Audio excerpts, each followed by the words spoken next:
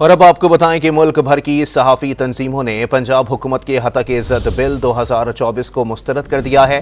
P if you جے نے آج ملک گیر احتجاج کا اعلان کیا ہے۔ سی پی این ای نے بل کو آزادی صحافت پر حملہ قرار دے دیا۔ انسانی حقوق کمیشن نے بھی بل پر شدید تشویش کا اظہار کیا ہے۔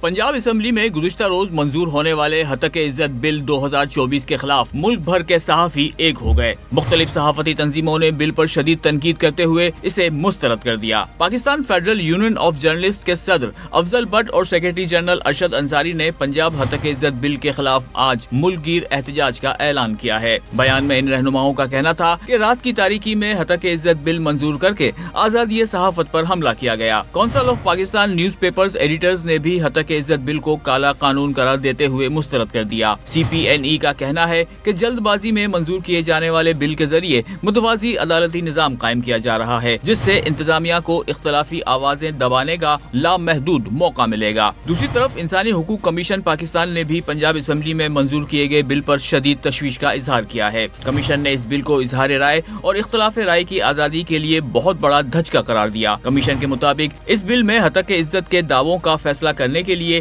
ایک متوازی ڈھانچہ تجویز کیا گیا ہے، جو بنیادی حقوق اور منصفانہ عدالتی کارروائیوں سے متعلق دیگر عالمی طور پر تسلیم شدہ اصولوں کے منافی ہے۔